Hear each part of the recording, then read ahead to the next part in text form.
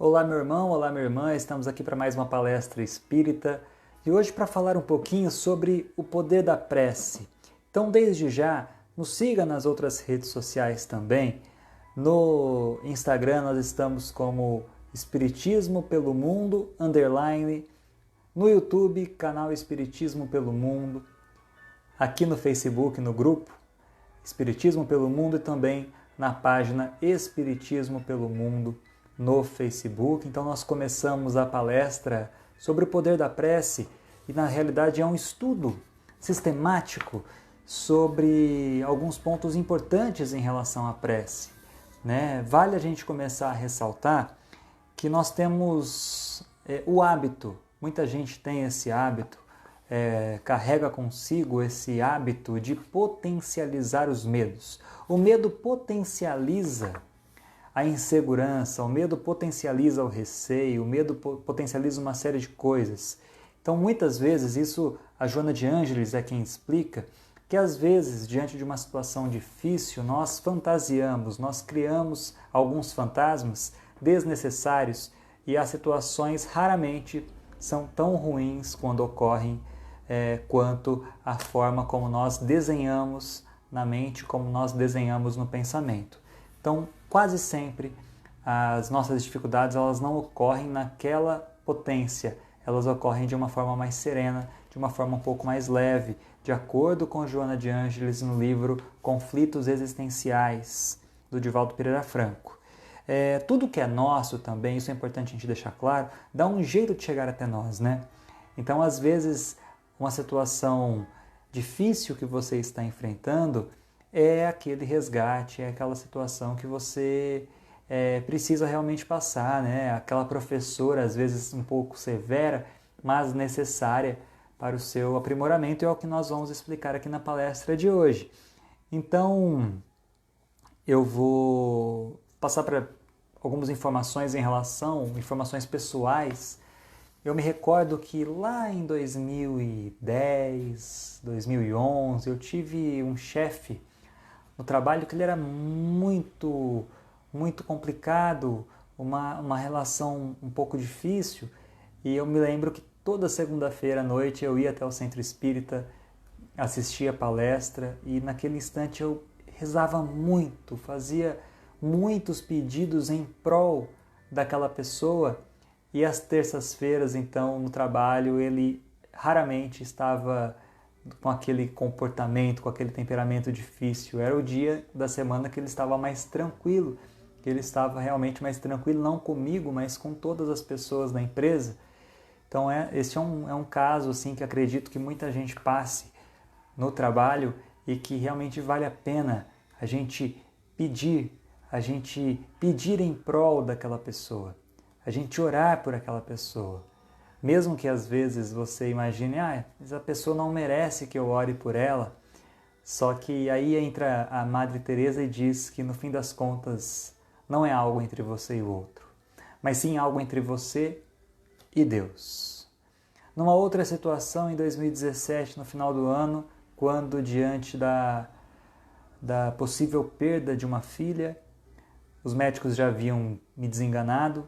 Recordo muito bem, ajoelhei-me na minha casa e disse a Deus que seja feita a tua vontade, mas se a tua vontade não for a minha vontade, me dê forças. E a partir daquele instante eu passei a ficar mais seguro e mais confiante, né, mais forte, mesmo diante de uma situação tão triste, tão dolorosa. Acabei que tendo uma força mental, espiritual, maior do que teria, sem dúvida, se não tivesse feito a prece da maneira certa, da maneira com que é orientada naquele instante. Então a gente começa no Livro dos Espíritos, questão 659, qual o caráter geral da prece? E a resposta: a prece é um ato de adoração a Deus. Orar a Deus é pensar nele, é aproximar-se dele, é pôr-se em comunicação com ele.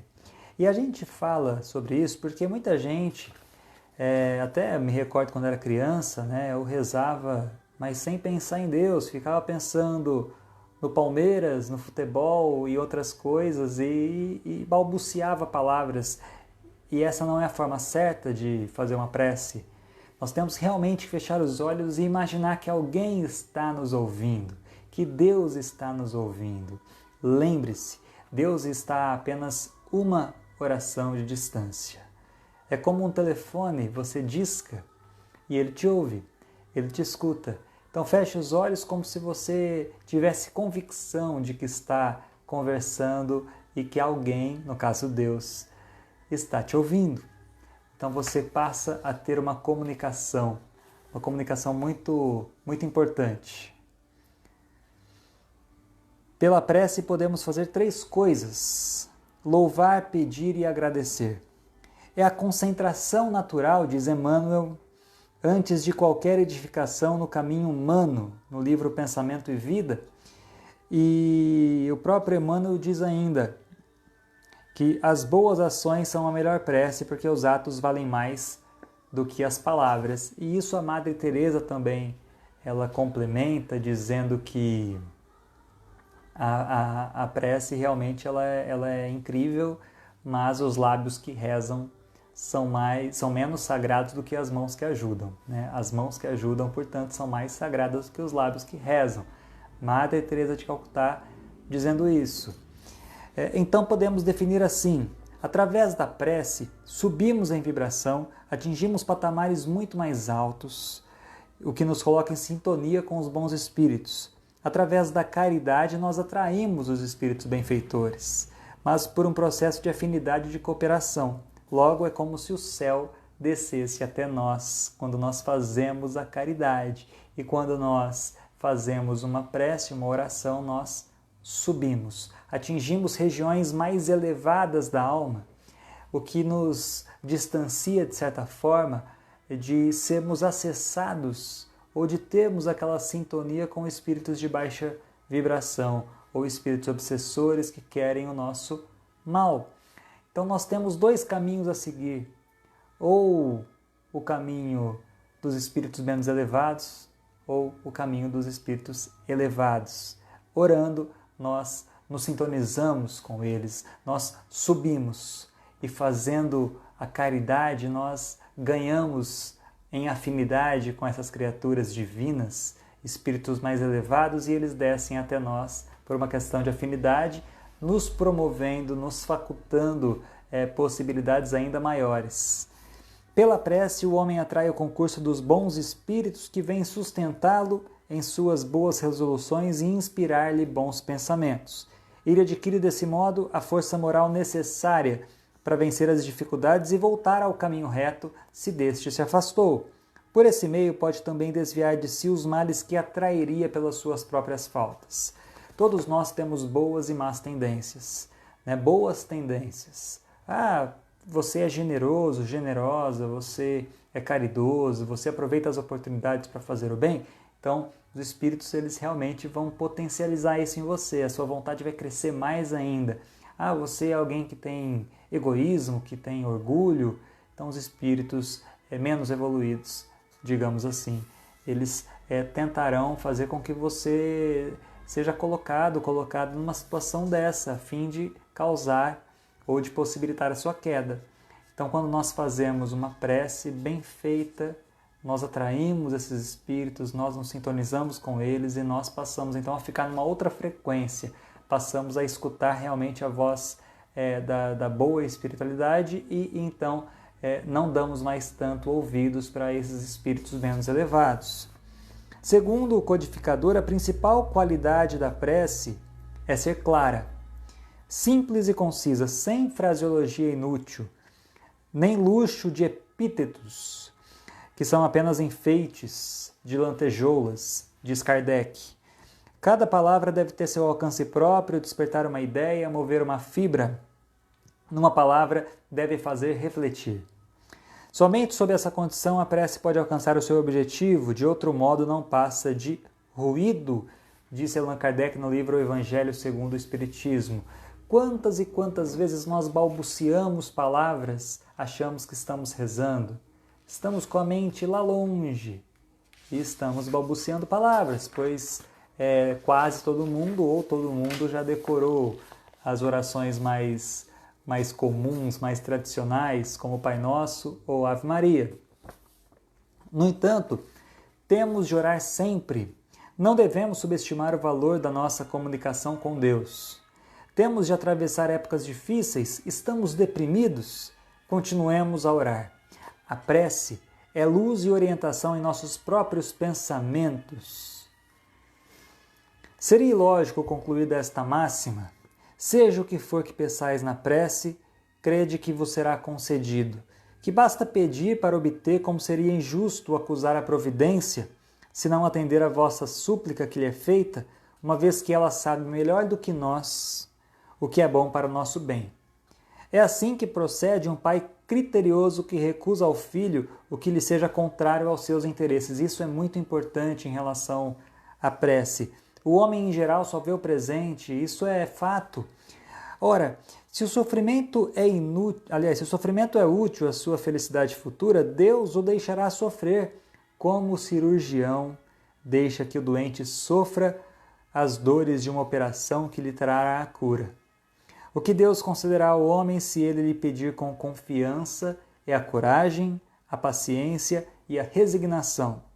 Também lhe concederá os meios de se livrar por si mesmo das dificuldades, mediante ideias que ele fará com que os espíritos bons lhe sugiram, deixando-lhe dessa forma o mérito da ação.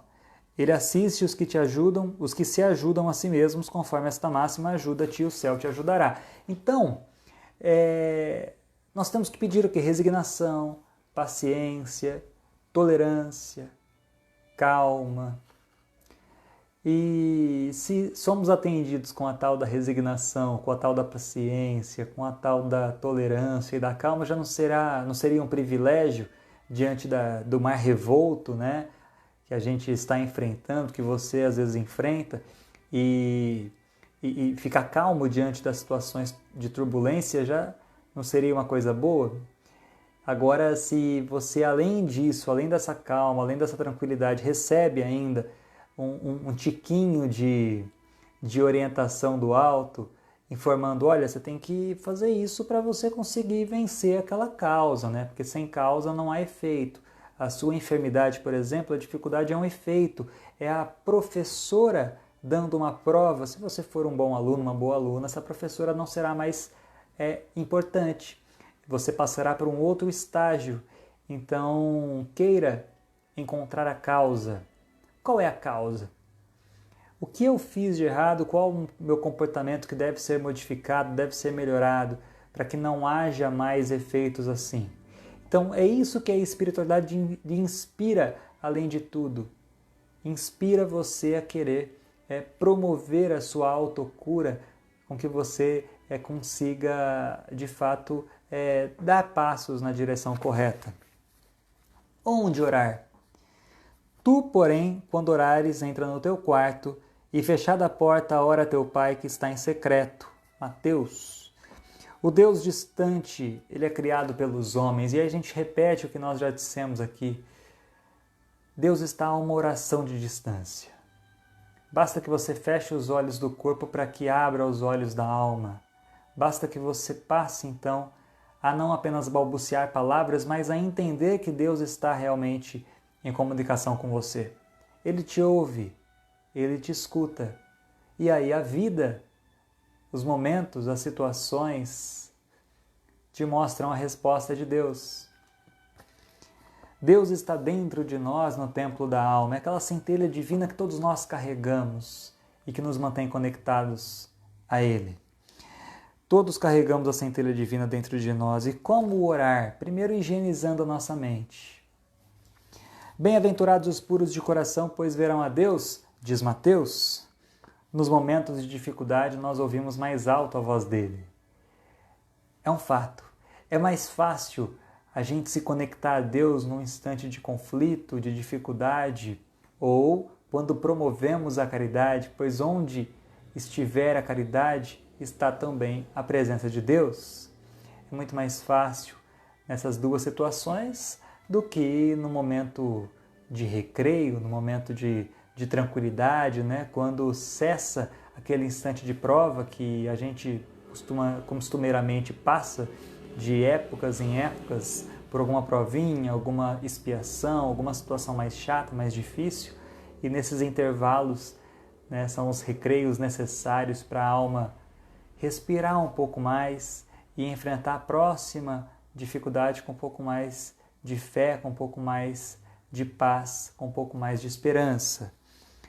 Convém destacar o que afirmou o Espírito Joanes através da psicografia de Raul Teixeira: a vibração da mente, que ora tem o poder de iluminar consciências, de clarear discernimentos, trazendo solução para diversos problemas de difíceis aparências. Lembrando que muitas vezes o medo nos atrapalha mais do que a situação que nós estamos realmente enfrentando. Suponhamos que você tenha uma enfermidade.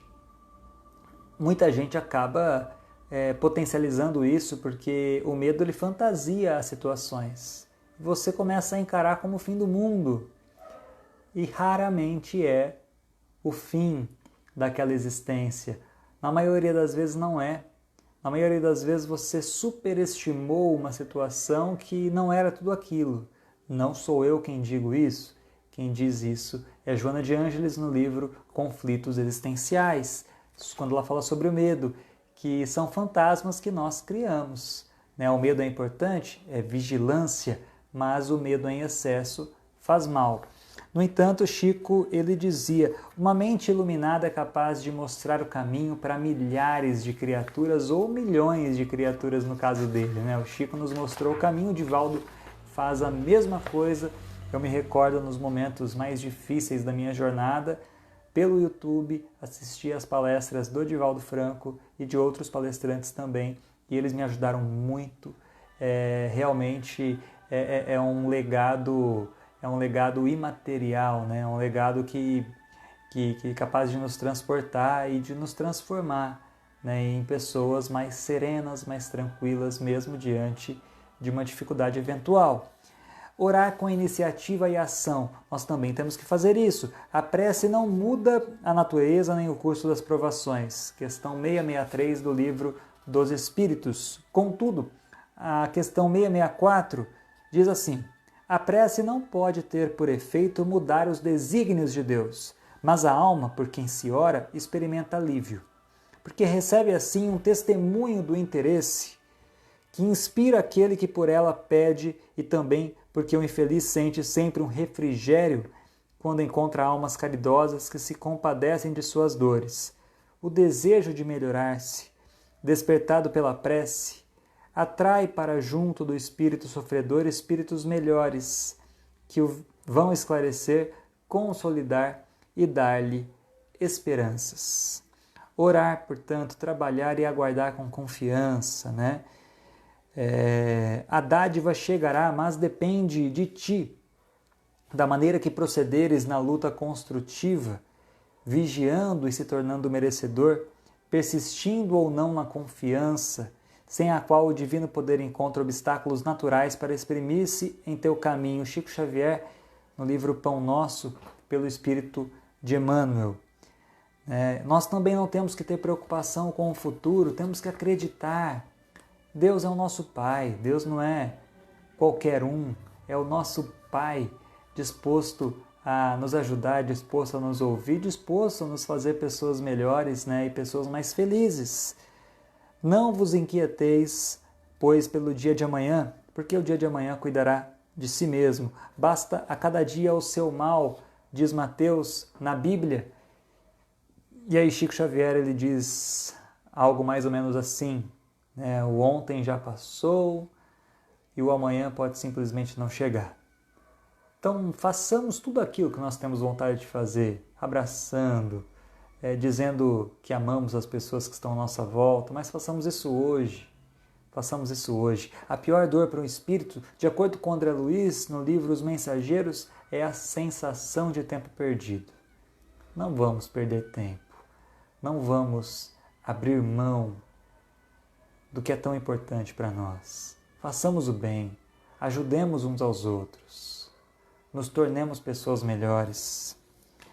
Perdoando, nós temos que orar também perdoando. Quem não perdoa adoece. Existe um livro chamado Chico Xavier e Jerônimo Mendonça, A Fórmula da Felicidade, e que ele diz assim: o que querer vingar-se, aliás, é tomar veneno e esperar que o outro morra. Querer vingar-se é tomar veneno e esperar que o outro morra. Certa vez eu escutei numa palestra espírita que nós às vezes não temos controle sobre situações difíceis, né, que passamos. Então, passar uma situação difícil às vezes é involuntário. Agora, reviver, completamente opcional. Não tenhamos rancor no nosso coração. E aí, Divaldo Franco, ele vai ainda mais além e diz: o mal que nos fazem não nos faz mal. O que nos faz mal é o mal que nós praticamos, pois nos torna pessoas piores. Profunda essa frase, mas é real. Nós não temos controle sobre o outro. Não temos controle algum sobre o outro. Então, vamos passar por cima das situações. Vamos passar por cima. Aquele que te fere, ele por si só já está lavrando a própria sentença contra ele mesmo. Então, você não precisa querer revidar. A pessoa, quando te golpeia, está já lavrando a própria sentença contra ela mesma. Questão de tempo, aí a pessoa acaba colhendo aquilo que ela plantou. Mesmo que ela não tenha noção, as provas e expiações acontecem. Então tenha tranquilidade, tenha calma, tenha paz. Você tem controle só sobre a sua situação. Então perdoe quem quer que seja, não vale a pena guardar mágoa, né? E se precisar dar o braço a torcer, ir lá você por conta própria pedir desculpa para outra pessoa, mesmo sem estar errado, sem estar errada, eu recomendo, mais vale a paz do que a razão, né? Então, nós temos que repetir, né? Orando, não useis de vãs repetições, como os gentios que presumem que por falar muito serão ouvidos. A prece é sempre agradável a Deus quando ditada pelo coração, pois para Ele a intenção é tudo. Sejamos positivos na prece. Sejamos positivos. Deus está aqui realmente para nos ajudar, para nos orientar, para nos renovar, né? E nós sempre renovamos, né? O rio, se você se comparar com um rio, o rio passa o tempo inteiro, mas o rio nunca é o mesmo. Então nós nunca somos os mesmos. O nós ontem já não é o mesmo. O nós hoje não será o mesmo amanhã. Tenhamos essa convicção de que nós estamos sempre mudando. E às vezes uma ideia que você faz hoje, amanhã não será mais a sua ideia, não será mais a sua mente, sua cabeça muda. Porque o tempo ele é capaz de tudo, ele é capaz de todas as nuances, de todas as coisas. Temos que, na prece, nos colocar em posição de receber o amor divino. O pedinte, nós, nos modificamos e desobstruímos o canal de comunicação com o Criador.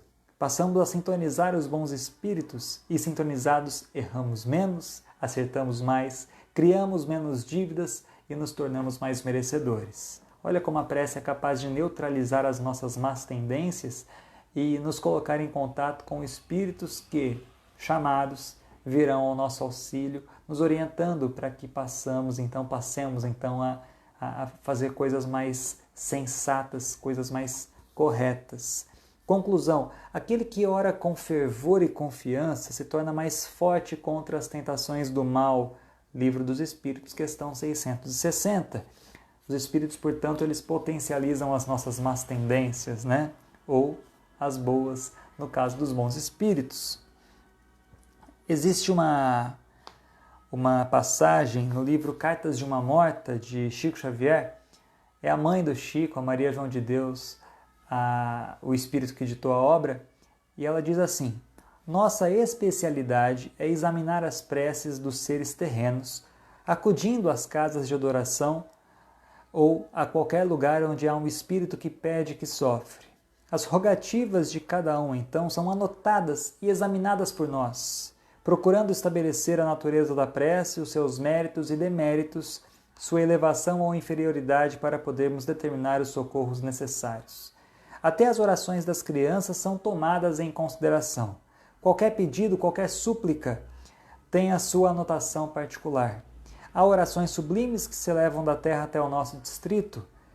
Tão puras elas são, todavia, que atravessam as nossas regiões como jatos de luz, buscando esferas mais altas e mais elevadas que a nossa. A mãe do Chico disse isso no livro Cartas de uma Morta, a segunda ou a terceira obra recebida, escrita, psicografada pelo Chico Xavier, um livro lá de 1939, cheio de luz que nos mostra vários caminhos, nos mostra várias lições, e ela disse essa informação.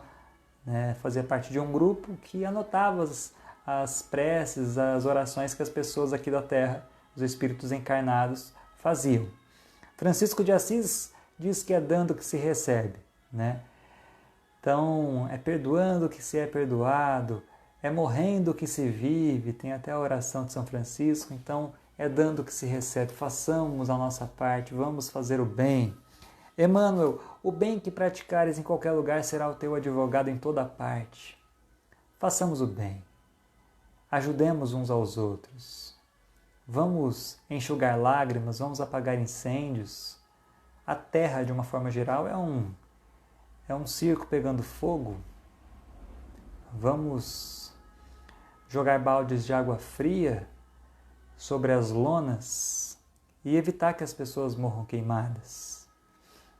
Estamos, de fato, dentro de um lugar assim difícil, Nós sabemos. Difícil porque nós, muitas vezes, não fazemos a nossa parte. É preciso dizer, uma outra passagem do Livro dos Espíritos, que os bons são tímidos, enquanto os maus são audaciosos. Os bons, quando quiserem, mudarão o mundo. Façamos a nossa parte, nós temos potencial para ajudar as pessoas, para fazer alguma coisa de diferente, na direção correta, fazendo bem, ajudando, evangelizando, iluminando. O Divaldo diz: o bem que fazemos neutraliza o mal que fizemos. Façamos o bem. Vai e não tornes a pecar para que mal maior não lhe ocorra. Jesus disse isso. E então façamos o nosso exame de consciência todos os dias à noite, antes de dormir. Informações de Santo Agostinho, vamos pegar um papel e uma caneta na mão, escrever o que nós acertamos, o que nós erramos. No dia seguinte tentemos vigiar para não cometer os mesmos erros do dia anterior e tentemos fazer de tudo para que possamos repetir os acertos. Façamos também a oração do copo d'água antes de dormir. Com a mão esquerda a gente segura um copo de água, impõe a mão direita e peça para que durante a noite os espíritos bons depositem ali o remédio necessário que nós precisamos para a nossa mente, para o nosso espírito, para a gente se manter equilibrado, pois equilibrados nós erramos menos. Errando menos, temos menos dívidas contraídas para o futuro, com menos dívidas sofremos menos. Equilibrados, nós escutamos mais alto a voz dos bons espíritos, nós passamos então a praticar a resignação dinâmica, passamos a aceitar as nossas dificuldades e ao mesmo tempo em querer minimizar as dificuldades do futuro, através do quê? Através da caridade, através do bem. Temos também o sono útil, que antes de dormir, a gente pedir que os bons espíritos nos levem durante a noite para lugares bons, onde nós possamos aprender, onde nós possamos estudar, nós possamos trabalhar, possamos estar em contato com os bons espíritos, com as pessoas amigas que já se foram. E aí muitas vezes nós nos lembramos desses entes quando acordamos. Falamos: nossa, eu sonhei com o fulano, com a fulana que já faleceu, que era tão bonzinho, tão boazinha comigo. Então, na realidade, não foi um sonho, foi um encontro. E tudo isso é possível através do sono útil.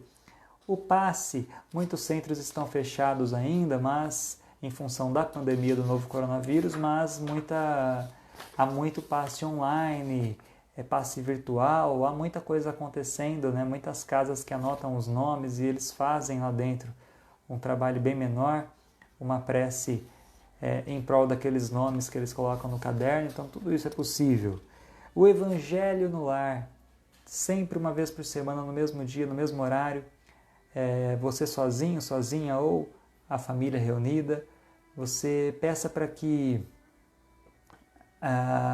você abra na página certa daquele livro, né, do Evangelho, e caia a lição certa, caia a lição correta. Então você faça uma prece, leia um trecho do Evangelho, comente em seguida, e a sua casa vai começar a ficar habitada por espíritos ainda mais elevados, e além de instruir os espíritos em dificuldade, em sofrimento. Aí nós temos também as boas obras, fazer o bem, né? Aquilo, uma boa caridade, uma boa ação vale mais do que uma boa prece. Então vale a pena você começar a insistir em querer renovar-se espiritualmente, em querer trabalhar cada vez mais ajudando as pessoas que estão à nossa volta.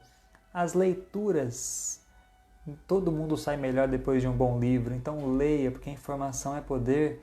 Você bem informado, bem informada, você evita uma série de dificuldades, além de neutralizar as suas más tendências, mantendo o seu psiquismo numa boa sintonia. Aí nós temos também a resignação dinâmica, que eu já falei, que é aceitar as dificuldades que a vida te impõe como professoras necessárias e, ao mesmo tempo, tratar então de estudar mais, de querer elevar-se mais de uma forma mais segura, a fim de evitar o aprender pela dor, né? Evitar então aquela professora severa, uma outra professora no futuro. Não estamos aqui para a vida que queremos, mas sim para uma vida necessária. A sua doença, a sua dificuldade, nós sabemos que ela vai passar. É uma questão de tempo. É uma questão de tempo. Está tudo programado antes da nossa reencarnação. Nós planejamos tudo isso, estamos enfrentando e nós sabemos que a sua dificuldade ela vai passar. Ela vai passar. Isso também passa, já dizia Chico Xavier. E quando a noite está mais escura é porque falta só um pouquinho para amanhecer. Falta pouco. A gente sabe que falta pouco. Logo, logo aquele sol majestoso vence as nuvens escuras que estão sobre a sua cabeça e tocam em ti, enchendo-te novamente de esperança. Nós sabemos que o sol da esperança está aí e as nuvens escuras realmente elas vão passar, elas são passageiras. Quando oramos, sentimos a embriaguez sem vinho, é uma verdade. Ficamos embriagados sem vinho. Lembrando que se o mal vicia, o bem vicia ainda mais. Existe ali, no livro O Céu e o Inferno, algumas lições que eu preciso passar, que é o Código Penal da Vida Futura. Eu anotei aqui alguns dos itens, que são várias páginas, mas poucos itens. No item 1, a alma ou o espírito sofre na vida espiritual as consequências de todas as imperfeições que não conseguiu corrigir na vida corporal. O seu estado, feliz ou não, é inerente ao grau de pureza ou impureza. A completa felicidade prende-se à perfeição, isto é, à purificação completa do espírito. A questão 3. Não há uma única imperfeição da alma que não importe funestas e inevitáveis consequências, como não há uma só qualidade boa que não seja fonte de alegria. A soma das penas é assim proporcionada à soma das imperfeições, como a das alegrias proporcional à das qualidades. Item 9. Toda falta cometida, todo mal realizado é uma dívida contraída que deverá ser paga. Se não for em uma existência, sê-lo-á na seguinte ou seguintes, porque todas as existências são solidárias entre si. Aquele que se quita numa existência não terá necessidade de pagar segunda vez. Item 13. A duração do castigo depende da melhoria do espírito culpado. Nenhuma condenação por tempo indeterminado lhe é prescrita. O que Deus exige por termo de sofrimentos é um melhoramento sério, efetivo, sincero e de volta ao bem. E o 16. O arrependimento, conquanto seja o primeiro passo para a regeneração, não basta por si só. São precisas a expiação e a reparação. Arrependimento, expiação e reparação constituem, portanto, as 3 condições para apagar os traços de uma falta e suas consequências. O arrependimento suaviza os travos da expiação, abrindo pela esperança o caminho da reabilitação. Só a reparação, contudo, pode anular o efeito, destruindo-lhe a causa. Do contrário, o perdão seria uma graça e não uma anulação. Então a gente começa a finalizar aqui a palestra lembrando de uma história de Chico Xavier e o Marceneiro. Talvez você já tenha ouvido essa história em algum lugar. Salvo engano, no livro Lindos Casos de Chico Xavier, salvo engano, tá? Existem vários livros com muitas historinhas e muitos momentos do Chico, né? E eu já li alguns. E aí diz o seguinte: havia um marceneiro em Uberaba, e esse marceneiro ele era muito bondoso para com as pessoas, ele ajudava as pessoas, ele realmente queria fazer a diferença, o que ele recebia de renda, ele basicamente ajudava as pessoas. E até os funcionários perguntavam para ele: fulano, você não tem medo do futuro? Vai que acontece alguma coisa, você não guarda dinheiro. Ele dizia: não preciso guardar, preciso ajudar. E um dia ele então, utilizando-se daquela serra que os marceneiros usam, ele perdeu parte do polegar. E chegou no Chico revoltado: minha vida inteira ajudando as pessoas e é assim que Deus me retribui? É assim que Deus me retribui? Aí Emmanuel aparece para o Chico e diz: diga a ele que nem sempre ele foi tão bom assim. Nem sempre. Houve um tempo em que ele era um senhor do engenho muito poderoso e os escravos que não trabalhavam direito lhe enfiavam a mão dentro do engenho, ou seja, ele arrancava o braço daqueles escravos. Logo, ele criou sobre si, no perispírito do marceneiro, uma mancha do tamanho de um braço. Ou seja, estava predestinado, já que ele lavrou a própria sentença, ao colocar aqueles braços daquelas pessoas nas moendas, ele havia então lavrado, pela lei de causa e efeito, as sentenças contra si mesmo. Então ele deveria, nesta última existência, perder um braço. Mas como ele foi tão bom para as pessoas, ajudou tanto as pessoas, modificando o seu raciocínio e o seu olhar desde a espiritualidade, trabalhando no bem, pouco a pouco, ele foi diminuindo aquela dívida. Ele foi pagando aquela dívida com amor. Então aquela dívida que era um braço se transformou em um dedo. Ele espiou, sim. Ele espiou porque ele perdeu um dedo, mas não perdeu um braço. Ele reparou aquele erro, ele compreendeu o quanto é ruim fazer algo ruim para os outros. E ele aprendeu a lição.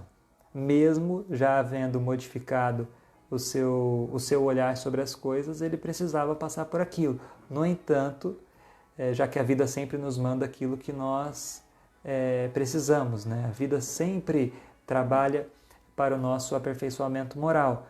No caso dele, ele conseguiu com que aquela dívida fosse diminuída, fosse paga cada vez mais através do amor. Como se ele jogasse luz sobre as sombras que habitavam nele, ou água limpa sobre o vaso sujo, que é o vaso físico, o vaso perispiritual, jogando água limpa, né, aquela luz divina, através da prática do bem, através do equilíbrio, já que o equilíbrio da mente, o equilíbrio do espírito equilibra também o corpo físico. Ele acabou então tendo uma agradável surpresa quando das palavras do Chico a informação foi: era para você ter perdido um braço, mas você foi tão bonzinho que você perdeu um dedo. Então continue assim. Então que todos nós tenhamos uma excelente reflexão, que todos nós possamos começar agora a fazer um novo fim, todos nós comecemos então a fazer dentro das nossas possibilidades, que nós possamos fazer as preces das maneiras certas, equilibrando o nosso próprio eu, não é mesmo? E evitando uma série de dissabores, neutralizando as nossas más tendências, atraindo espíritos bons para perto de nós, começando então a trabalhar, a fazer a diferença em nossa jornada, em nossa existência. Que Deus te abençoe muito. Siga com a gente nas redes sociais do Espiritismo pelo Mundo, aqui no Facebook, Espiritismo pelo Mundo, tanto a página quanto o grupo. No Instagram, estamos com Espiritismo pelo Mundo, _ e no YouTube, o canal Espiritismo pelo Mundo. e façamos juntos, né, essa corrente do bem para que os nossos dias sejam melhores, sejam mais calmos e que todos nós possamos juntos aprender as lições e evoluir espiritualmente mais depressa. Um beijo no seu coração e até a próxima palestra.